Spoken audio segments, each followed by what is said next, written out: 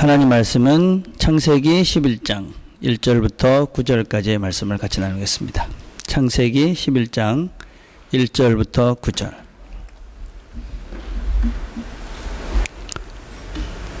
제가 읽겠습니다. 온 땅에 구음이 하나여 언어가 하나이었더라. 이에 그들이 동방으로 옮기다가 신할 평지를 만나 거기 거하고 서로 말하되 자 벽돌을 만들어 견고히 굽자하고 이에 벽돌을 돌을 대신하여 역청으로 진흙을 대신하고 또 말하되 자 성과 대를 쌓아 대 꼭대기를 하늘에 닿게 하여 우리 이름을 내고 온 지면에 흩어짐을 면하자 하였더니 여호와께서 인생들이 쌓는 성과 대를 보시려고 강림하셨더라. 여호와께서 가라사대 이 무리가 한 족속이요 언어도 하나이므로 이같이 시작하였으니 이후로는 그 경영한 일을 금지할 수 없으리로다. 자 우리가 내려가서 거기서 그들의 언어를 혼잡케 하여 그들로 서로 알아듣지 못하게 하자 하시고 여호와께서 거기서 그들을 온 지면에 흩으신 고로 그들이 성 쌓기를 그쳤더라. 그러므로 그 이름을 바벨이라 하니 이는 여호와께서 거기서 온 땅의 언어를 혼잡케 하셨습니다. 여호와께서 거기서 그들을 온 지면에 흩으셨더라. 아멘. 예. 여러분이 아시다시피 제가 금요일부터 아주 고생을 많이 했습니다. 지금도 목이 좀 좋진 않은데 수요일에는 진짜 목소리가 이렇게 하나도 안 나왔습니다. 제가 한번 들려줄까 이렇게 갖고 오기도 했는데 화요일까지만 해도 정말 아무런 문제가 없었는데 수요일 아침에 딱 일어났는데 이제 소리가 안 나오는 거예요. 그래가지고 우리 집사람이 목사님 장난치냐고 어땠냐 내 목소리가 안 나와 뭐 이랬거든요. 그러니까 장난쳐요 이러는 거예요. 아니라고요 정말 목소리가 안 돼. 그래가지고 아주 고생을 했어요. 그날은 다른 교회 가서 설교하기로 돼 있고 막 그랬었는데 하여튼 그 이후에 며칠 동안은 하여튼간에 아주 고생을 하고 지금도 목이 완전히 뭐 이렇게 회복된 것 같지는 않아요. 근데 이렇게 50년 제가 살면서 이렇게 목소리가 갑자기 하루아침에 안 나오는 그런 경험은 난생 처음 했어요. 처음으로 정말 이렇게 목이 안 나올 수도 있구나. 참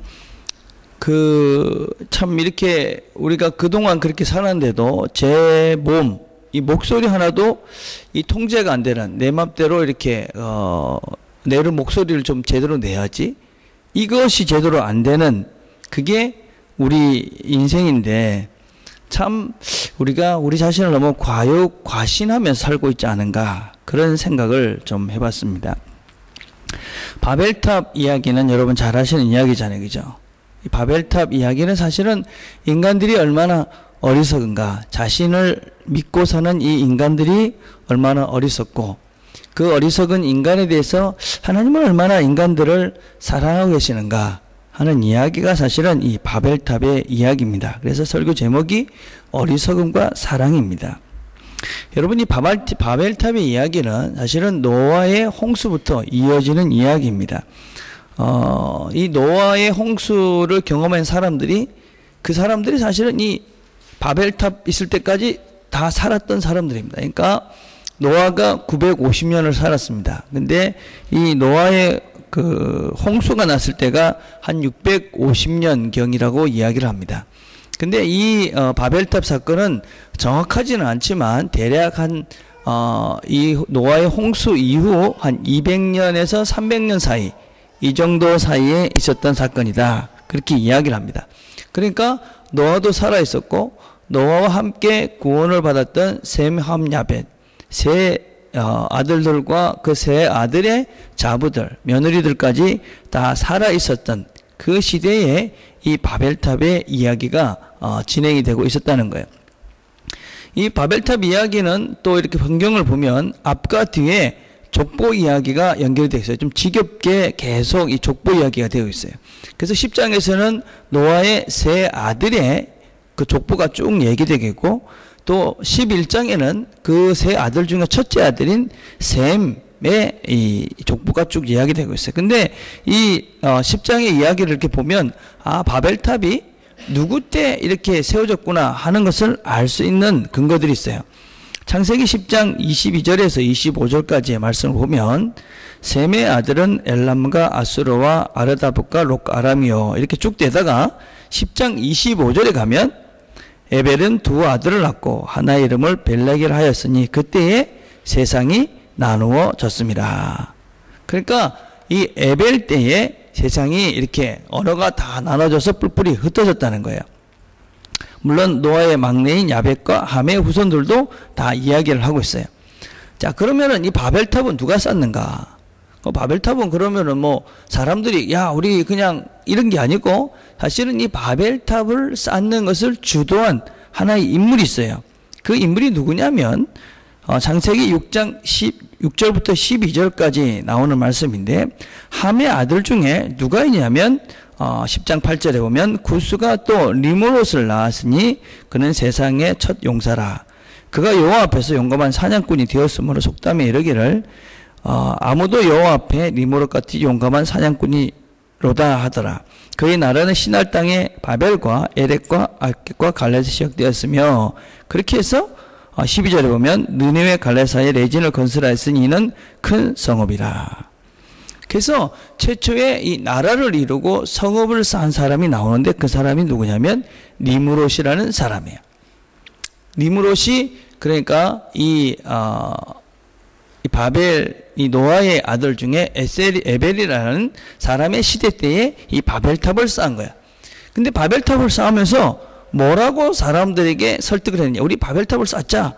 그냥 바벨탑을 쌓자 그런 것이 아니라 11장 3절과 4절에서 이렇게 말씀하고 있어요. 여러분 성경을 한번 펴보세요. 서로 말하되 자 벽돌을 만들고 견고히 굽자 하고 이에 벽돌로 돌을 대신하며 역청으로 진흙을 대신하고 또 말하되 자 성읍과 탑을 건설하여 그 탑 꼭대기를 하늘에 닿게 하여 우리 이름을 내고 온 지면에 흩어짐을 면하자 하였더니 지금 이 바벨탑을 쌓는 이유를 사람들에게 뭐라고 야 우리가 세 가지 이유 때문에 이 바벨탑을 쌓고 있어요. 첫 번째는 홍수로부터 자신들을 지키기 위해서예요. 벽돌을 대신하여 역청으로 진흙을 대신했다. 이 말은 무엇이냐면 노아가 방주를 지을 때 물이 새지 않게 하기 위해서 역청으로 이 방주를 쌓았어요. 그러니까 방수 역할을 하기 위해서 이 탑을 쌓는데 벽돌을 역청으로 만든 거예요. 두 번째 하늘 꼭대기까지 왜 쌓겠어요? 이름을 내는 것도 있지만 꼭대기까지 쌓으면 비가 아무리 와도 우리가 괜찮을 것이다. 그렇게 생각을 한 거예요. 그래서 이 방주를 쌓는 이유가 이 바벨탑을 쌓는 이유가 비가 오는 것을 막기 위해서였어요. 두 번째는 우리 이름을 내자. 사람들에게 이 사람들의 이름을 명예욕을 부추긴 것이죠. 우리가 이 창조 때부터 있었던 인간의 이 하나님을 대적하는 이 교만한 마음. 그래서 야 우리가 산 꼭대기까지 탑을 쌓아놓고 후세에 우리가 하나님을 대적해서 이겼어. 이런 이름을 한번 남겨보자. 그러고 탑을 쌓았던 거예요. 세 번째는 뭐냐면 흩어짐을 멸하자 하는 거예요. 우리가 흩어지지 말자. 근데 이 흩어지지 말자라는 것은 무엇이냐? 창세기 9장 11절에 보면 내가 너희와 언약을 세우리니 다시는 모든 생물을 홍수로 멸하지 아니할 것이라. 땅을 멸할 홍수가 다시 있지 아니하리라. 홍수로 멸하지 않겠다. 그렇게 말씀하셨고 그 다음에 9장 1절에서 이렇게 말씀하셨어요. 하나님이 노아와 그 아들들에게 복을 주시며 그들에게 이르시되 생육하고 번성하여 땅에 충만하라. 그러니까 사람들에게 너희들이 온 땅에 이렇게 충만해가지고 번성해가지고 잘 살아라. 이런 말씀의 의미로 땅에 이렇게 충만하게 퍼져가라. 그렇게 말씀을 하신 거예요. 그런데 이 사람들은 그 말씀을 야 하나님이 우리를 이렇게 다 흩으실 거야. 그러니까 우리가 흩어지지 않게 성을 쌓아가지고 그 안에 똘똘 뭉쳐가지고 잘 살자. 혹시 우리가 그래 반항하면 하나님이 홍수를 또 내릴지 모르니까 홍수가 와도 끄떡없게 성을 쌓아가지고 꼭대기까지 쌓아가지고 방수가 잘 되는 성을 쌓아가지고 우리가 하나님이 아무리 그래도 홍수를 내려도 꼼짝 못하도록 우리가 하나님을 한번 이겨보자.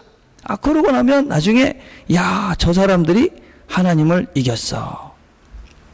뭐 그런 이름을 우리가 낼 수 있지 않겠느냐.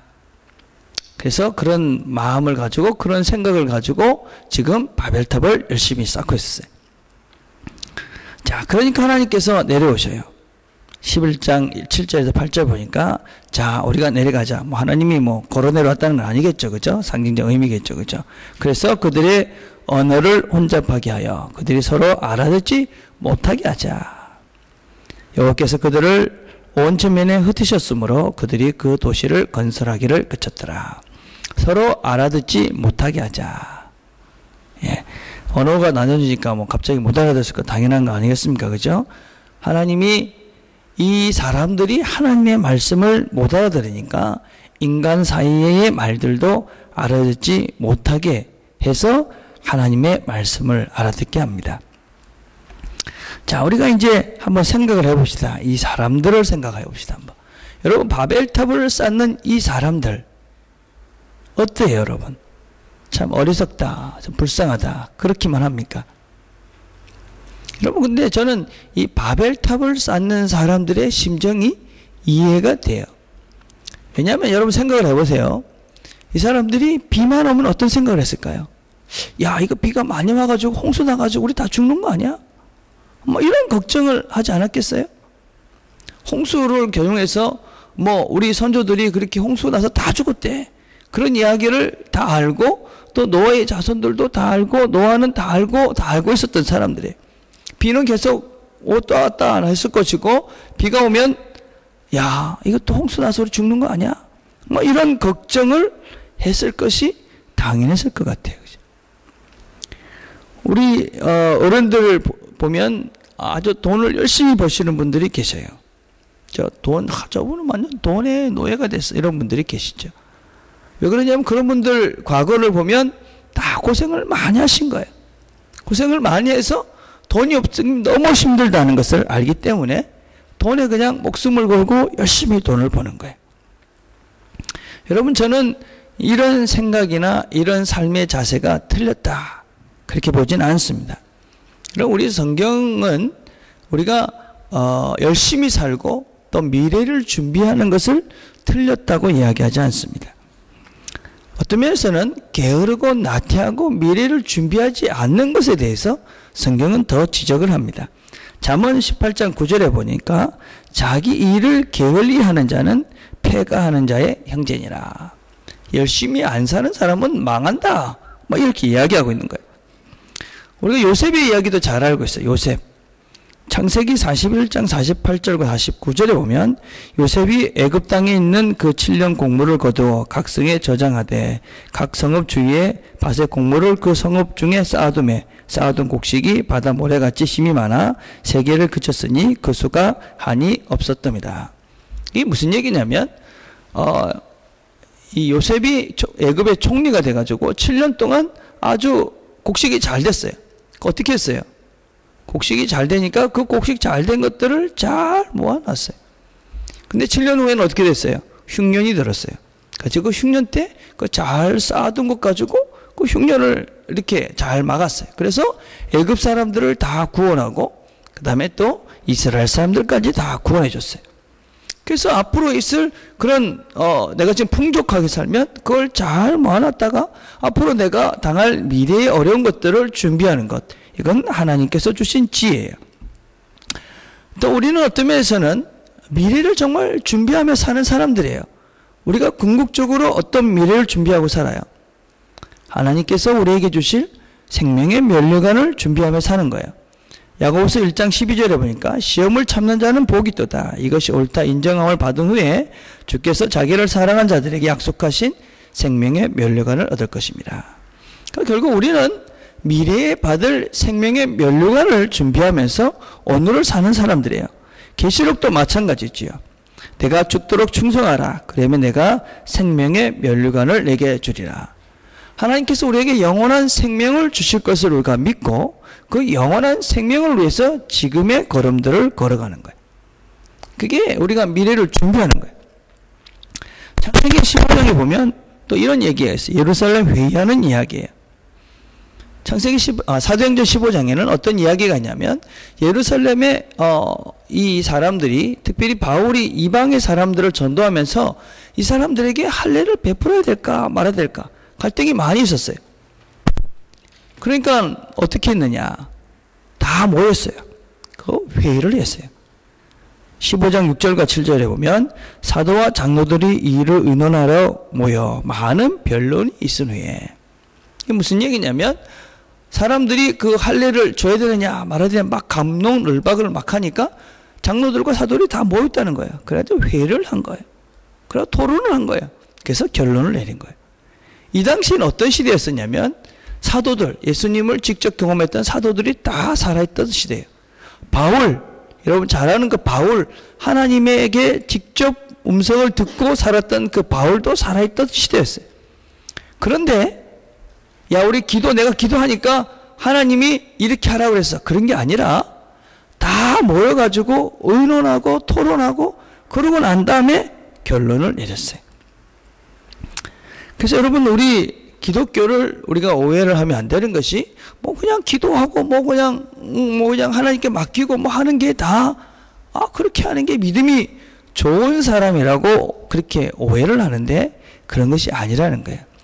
우리는 하나님께서 주신 우리의 시간 속에 열심히 살고 내일을 준비하고 그리고 주변에 있는 사람과 더불어 의논하고 그죠? 같이 토론하고 그래서 하나님께서 원하시는 뜻을 같이 찾아가는 사람들이 하나님의 뜻을 제대로 알고 제대로 살아가는 자들이다 라고 할 수 있어요. 그래서 이 사람들이 바벨탑을 사는 사람들이 비가 많이 올 것을 걱정해서 탑을 쌓는 것은 문제가 아닌 거예요. 근데 문제는 뭘까요, 여러분?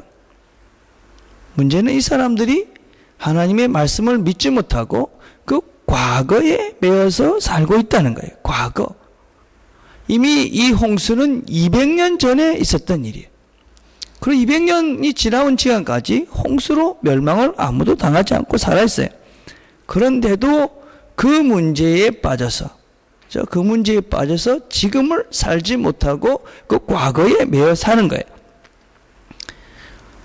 우리 어른들 중에도 그렇습니다. 돈을 열심히 버시는 분들이 성실하게 사는 건 참 좋은 거예요. 그런데 과거의 그 아픈 기억 때문에 지금을 못 누리고 그 과거 때문에 계속 돈의 노예로 사는 거예요. 이게 문제라는 것이, 이것이 이 사람들의 삶을 행복하게 못하는 것이고 그런 것 때문에 하나님께서는 내려오셔서 그들의 언어를 흩으시는 것이죠. 이미 끝난 일이죠. 지난 일이죠. 그러면 그것에 매여 있을 필요가 없는 것이죠. 왜 그런데 이렇게 과거에 매여 있느냐?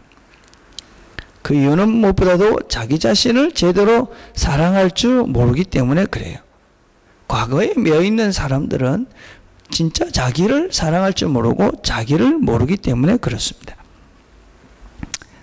힐링 캠프라는 프로그램이 있죠, 여러분. 그죠? 한국에 저는 참 좋은 프로그램이라고 생각해요. 여러분들이 한 번씩 보셨으면 좋겠어요.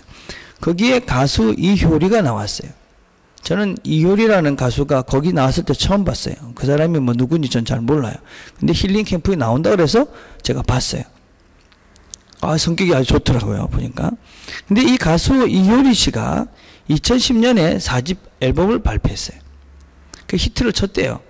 그 자기가 노래를 너무 좋아가지고 앨범을 만들어서 했는데 이게 표절이 된 거예요. 표절 시비가 붙은 거예요. 다른 사람의 노래를 이렇게 갖고 와가지고 한 거다.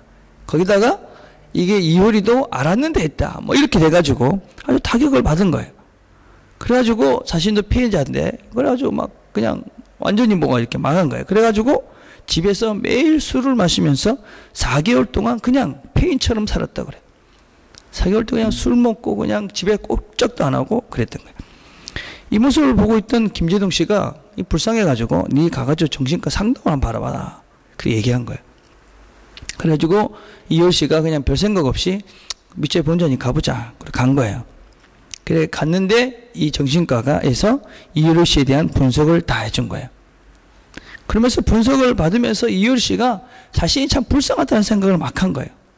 왜냐하면은 자기가 가만히 삶을 봐보니까 누가 나를 어떻게 생각하나 여기에 그냥 다른 사람들의 눈치만 보면서 살았던 거예요. 그래서 의사가 뭐라고 얘기했냐면, 이효리 씨한테 뭐라고 그랬냐면, 효리야, 미안해. 앞으로는 널 사랑해 줄게. 이렇게 말하라고 시킨 거예요. 그 말이 이효리 씨가 나오질 않았대요. 근데 용기를 내서 효리야 이렇게 이야기하는데 눈물이 폭발쳐가지고 주체를 못한 거예요. 그래가지고 막 걷잡없이 울고 그렇게 자신과 화해를 했다고 그래요. 그러한 다음에 의사가 또 이렇게 얘기했다고 그래요. 효리 씨는 집에 금이 가득 쌓아놓고 있는데 정작 먹을 쌀은 하나도 없는 상태와 같습니다. 금을 쌀로 바꿔서 먹어야 합니다. 그래야만 살 수 있습니다. 그래가지고 그때부터 이효리 씨는 이 금을 쌀로 바꾸는 노력을 많이 했다고 그래요. 그래서 진짜 자기가 원하는 것이 무엇이고 무엇을 하고 싶고 정말 자신에게 행복한 게 무엇인지 이런 것들을 생각하기 시작한 거예요. 그래서 타고 다니던 고급 승용차를 팔아버리고 집도 아주 좋은 집에서 단독적으로 이사를 하고 명품 가방과 또 화려한 옷들도 다 버렸다고 그래요. 그러고 나니까 고급 차를 타고 다니고 뭐 이렇게 화려한 옷을 입고 다닐 때 보이지 않았던 것들이 보이기 시작했다고 그래요.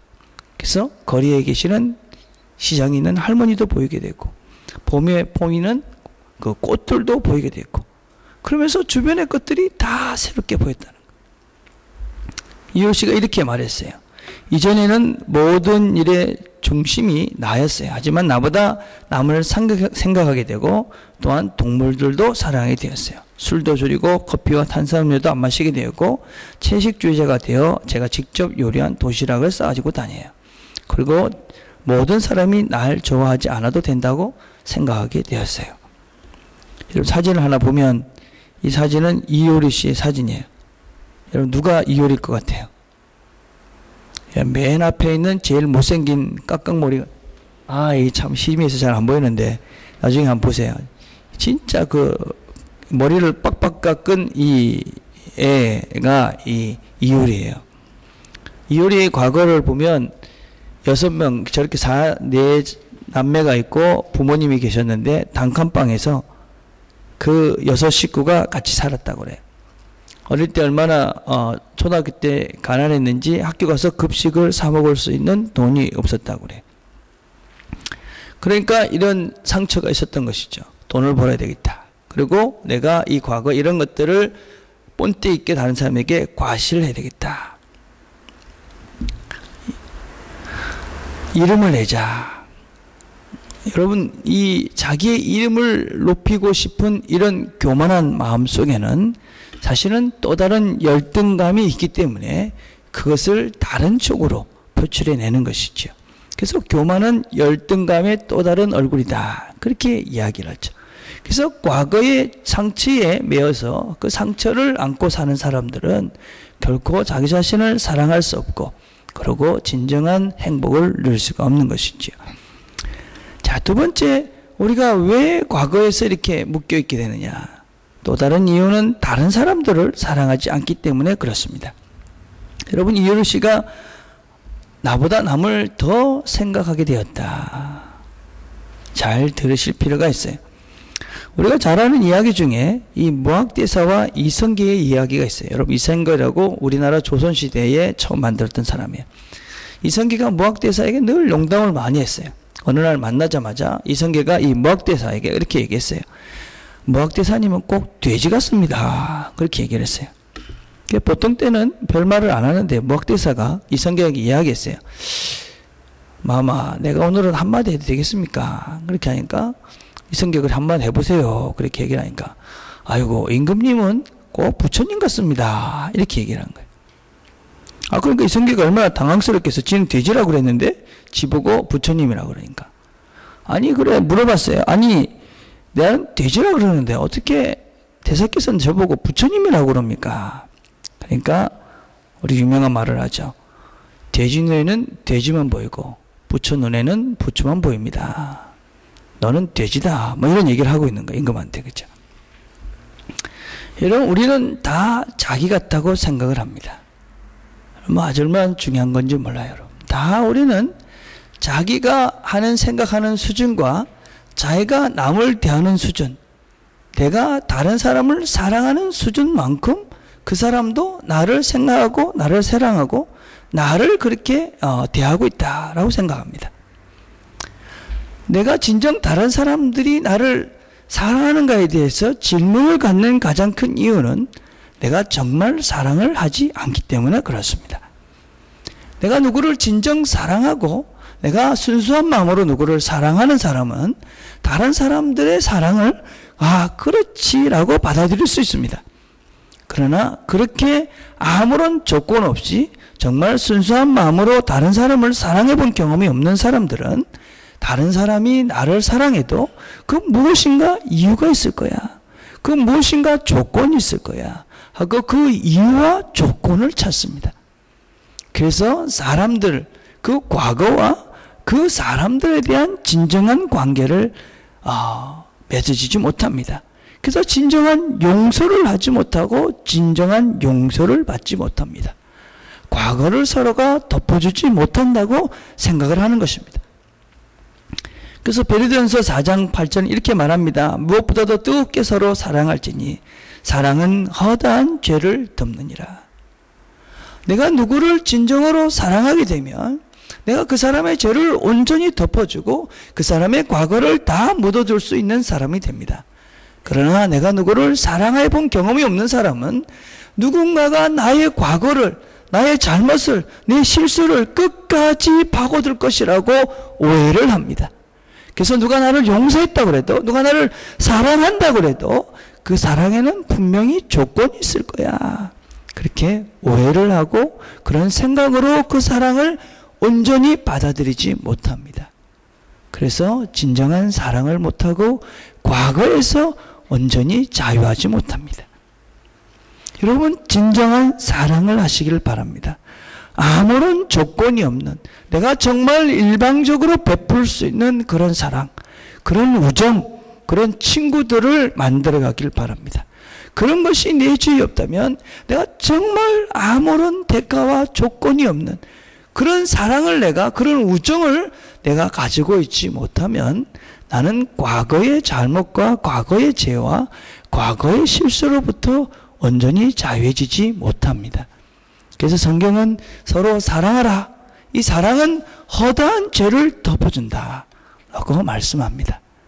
여러분, 누구를 정말 진정으로 사랑해 가길 바랍니다. 그럴 때 우리 마음속에 진정한 용서와 화해와 과거로부터 새로운 시작을 해갈 수 있게 되어집니다. 마지막으로 우리가 과거로부터 자유롭지 못한 것은 하나님의 사랑을 제대로 모르기 때문에 그렇습니다. 하나님이 우리를 사랑하시되 나보다 더 사랑한다. 늘 하던 소리인 것 같지요, 여러분. 그러나 여러분, 이 하나님의 사랑을 제대로 알지 못하면 우리의 인생에 있어서 인생의 큰 그림과 제대로 된 그림을 그릴 수가 없습니다. 여러분, 한번 생각을 해보세요. 지금 바벨탑을 여러분이 쌓고 있다 생각을 해봅시다. 바벨탑을 막 쌓고 있는데 갑자기 말이 나눠져 가지고 말을 못하게 된 거예요. 그래가지고 우리는 다 뿔뿔이 흩어질 수밖에 없었어. 지금 살던 곳을 떠나서 다른 곳으로 막 가야만 돼요. 그 당시의 상황이라면 여러분 어떤 마음이 들까요? 아니, 하나님은 왜 할 일도 없이 우리의 언어를 이렇게 나눠가지고 우리를 고생시키나, 그렇게 생각하지 않겠습니까? 새로운 땅에 가서 또 어떻게 살라고 이렇게 우리 말을 안 통하게 해가지고 왜 이렇게 우리를 힘들게 하나, 그러면서 투덜거리면서 아마 그들은 다 흩어졌을 것입니다. 근데 만약에 그들이 흩어지지 않고 그 성에 계속 살았으면 어떻게 됐을까요? 바벨탑을 연구하는 학자들에 의하면 그 당시에 바벨탑의 흔적을 찾아가지고 연구를 해보니까 그 당시 이 사람들이 성을 쌓던 흔적을 발견했어요. 고고학적 찾아보니까 이 사람들이 쌓던 성의 크기가 1km 했어요. 1km. 그러니까 1km짜리 성을 쌓은 거예요. 1km. 여러분, 이게 6,000년 전의 이야기예요. 그 당시 6,000년 전에 1km짜리 성을 쌓았다는 건 대단한 거예요. 그죠? 자, 그런데 1km짜리 안에 사람들이 살았다. 얼마 동안이나 살 수 있었을까요? 그 당시에는 900년씩 살았는데. 자, 여러분, 아마 곧 그 안에서 지지고 볶고 싸우고 죽이고 죽고 아마 엄청난 피부림이 났을 것이 뻔해. 지금 우리나라 그죠? 그 땅덩어리 속에서 6천만 살아도 피가 터지잖아요. 그죠? 살 수 없어서 우리 도망 나왔잖아요. 일로 다. 무슨 말 아시겠어요, 여러분? 그 사는 게 너무 힘들어서 다 이렇게 다른 나라로 가고 살고 있잖아요, 지금. 그 넓은 땅에서도 사는 게 힘든데 1km짜리 안에다가 사람을 다 가두고 살았다. 예, 그러면 그 사람들 곧 찢고 뽑고 죽이고 살리고 다 불행했을 것이 분명해요. 여러분, 우리가 하나님께서 우리에게 베풀어 주시는 그 하나님의 사랑의 발을 모르면 우리 인생에 큰 그림이 나오지 않아요. 그래서 조금 어떤 어려움이 닥칠 때마다 실망하고 좌절하고 내 인생은 왜 이래? 뭐 제대로 되는 게 없어. 그러면서 다른 사람들 걱정하고 염려하고 시기하고 질투하고 그러면서 인생을 힘들게 사는 거예요. 그죠? 그러나 우리가 하나님이 우리를 사랑하시고 나보다 더 사랑하게 더 큰 그림을 그리고 있다. 바벨탑을 쌓는 사람들, 그 갇혀서 살 그 사람들 자유롭게 온 땅을 다니면서 얼마나 자유롭게 살았겠어요. 그 넓은 땅을 정복하면서 풍성한 삶을 살았을 거예요. 마찬가지죠. 그죠? 지금 왜 이렇게 뜻대로 안 되나? 그것이 우리를 더 큰 세계, 더 풍성한 삶을 살게 하기 위한 하나님의 계획이다.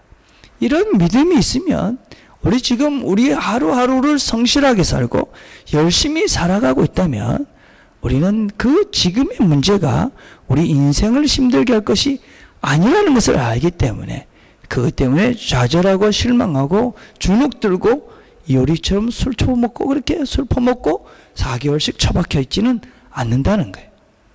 이게 신앙이라는 거죠. 그래서 우리가 하나님이 나보다 나를 더 사랑하신다는 것을 기억하고 살게 된다면 우리는 큰 그림 속에 하나님이 지금 내가 갈 이 자리에 있고 그래서 내가 지금 이 자리에서 열심히 살아가면 하나님은 나에게 또 다른 큰 그림 속에 나를 엮어 가실 거다. 그래서 지금을 또 성실하게 살아갈 수 있게 되는 것이지. 이제 설교를 좀 정리해 가려고 그래요. 제가 금주 읽은 책 중에 하나가 뭐냐면 나무 목발 이야기라는 책이었어요. 나무 목발. 이 그림이 여러분 힘이 잘 안 보이는데 한 마을에 멋진 성주가 있었는데 다리를 다쳤어요. 그래가지고 나무 목발을 만들어서 사용하기 시작했어요. 근데 이 성주가 이 나무 목발을 사용하면서 달리기도 잘하고 또 뭐 이 춤도 추고 목발로 사람들을 막 즐겁게 해주는 거예요. 그러면서 자기 아들들에게 이 목발 쓰는 법을 가르쳐 주었어요. 그러니까 조금 있다 보니까는 그 동네에서는 이 목발을 쓰는 것이 그 동네의 어떤 지위, 높은 사람의 상징물이 되어버렸어요. 그러난 다음에 몇 대가 지나니까 그 동네 사람들은 다 목발을 쓰기 시작했어요. 그리고 목발이 없으면 걷지를 못했어요. 그러난 다음에 그 다음부터는 사람들이 어떻게 하면 목발을 더 잘 쓸까? 그런 걸 연구하기 시작했고 어떻게 하면 목발을 더 아름답게 만들까를 연구하기 시작했어요. 그리고 어떤 사람들은 이 목발을 어떻게 자동으로 쓸 수 있을까? 이런 걸 연구했어요. 그럼 사람들이 어떻게 목발을 더 잘 쓸까? 거기에 연구에 집중을 하면서 온 마을이 목발 연구에 집중을 했어요. 근데 어느 날 한 청년이 이 성주에게 와가지고 질문을 했어요. 왜 하나님은 우리에게 다리를 주셨는데 왜 이 목발로 걸어야 됩니까? 그러니까 성주가 이놈이 뭘 모르는구만 그런다는 생각으로 내가 한번 그러면 목발 없이 걸어봐라 그렇게 얘기를 했어요. 그래가지고 마을 사람들을 다 모아놓고 드디어 목발을 딱 던지고 한 발을 딱 디뎠어요. 어떻게 됐을까요? 바로 얼굴을 땅에 쳐박고 쓰러져 버렸어요. 그러고 난 다음에 그 동네 사람들은 역시 목발을 없으면 걸을 수 없구나 하는 진리를 깨닫고 그것이 진리가 돼서 지금도 목발로만 걷고 있다고 그래요. 여러분, 이 시대가 어떤 면에서는 이러한 목발을 자꾸 만드는 시대가 아닌가 하는 생각을 하게 됐어요. 목발, 우리가 필요할 때가 있지만 그것을 가지고 걸으라고 만든 것은 아닌 것이지요. 우리의 돈이나 우리의 지식이나 우리의 힘이나 우리의 건강이나 외모 이런 것들이 우리 인생을 살면서 필요한 것이지만 그것이 우리의 모든 것들을 결정하고 그것만 있어야 우리가 살 수 있다라고 우리가 그 세상을 이 목발 없으면 살 수 없는, 걸을 수 없는 존재를 만들어 가듯이 우리가 이것들이 있어야만 살 수 있다라고 우리 스스로들을 자꾸 그렇게 만들어 가고 있고 결국에는 우리 다음 이런 세대들에게는 이것이 있어야만 사는 것으로 정말 필요한 사랑하고 용서하고 이해하고 인내하고 관용하고 나누고 베풀며 살아야 되는 우리 본질적인 정말 중요한 것들은 별로 안 중요하게 생각하고 어떤 면에서 우리 삶에서 부분적으로 필요한 그런 것들이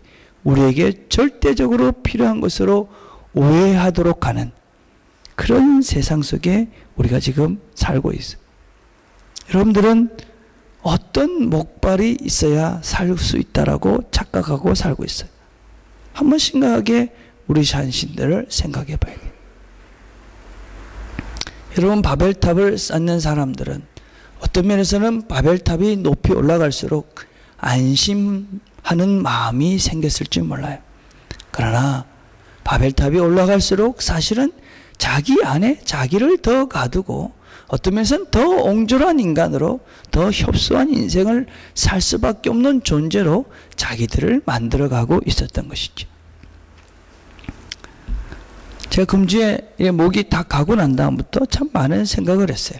말을 못하니까 책도 읽게 되고 말을 못하니까 많이 듣게 되고 이런저런 생각을 하다가 그것도 본 책 중에 하나가 무엇이었냐면 아름다운 마무리 뭐 이런 것도 봤어요. 근데 거기에 이런 이야기가 있었어요. 거기에 버너드 쇼라는 사람의 묘비명에 이렇게 돼 있다고 그래요. 우물쭈물하다가 이럴 줄 알았다. 우물쭈물하다가 이럴 줄 알았다. 벌써 1년의 4분의 3이 지나가고 있어요. 2012년 시작한 것이 어저께 같은데 벌써 9월달이 됐어요.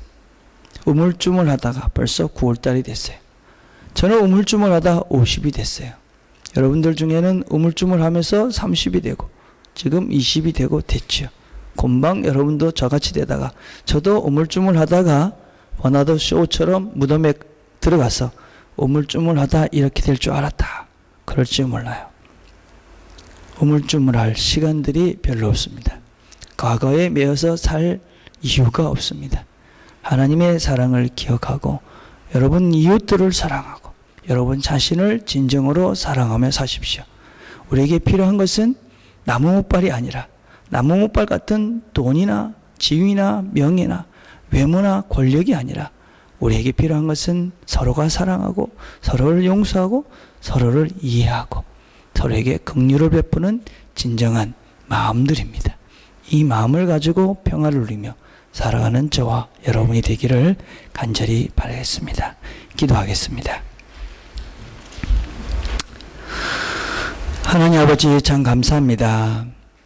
오늘도 저희들이 바벨탑의 어리석음들을 깨닫고 하나님의 말씀을 따라서 하나님과 이웃과 나를 바르게 사랑하는 법을 배우게 하시니 감사합니다. 들은 말씀대로 바벨을 쌓아 어리석음의 감옥에 우리를 가두는 것이 아니라 사랑으로 세상을 누리며 세상을 풍성하게 살며 우리 모두를 서로 용서하며 사랑하며 그렇게 세상 가운데 하나님이 주시는 진정한 행복을 누리며 사는 우리 모두가 될 수 있도록 우리를 도와주시고 우리에게 용기를 주시고 우리에게 믿음을 주시고 우리에게 지혜를 또 성령의 충만함들을 우리에게 허락해 주옵소서. 예수 그리스도의 이름으로 기도드립니다. 아멘.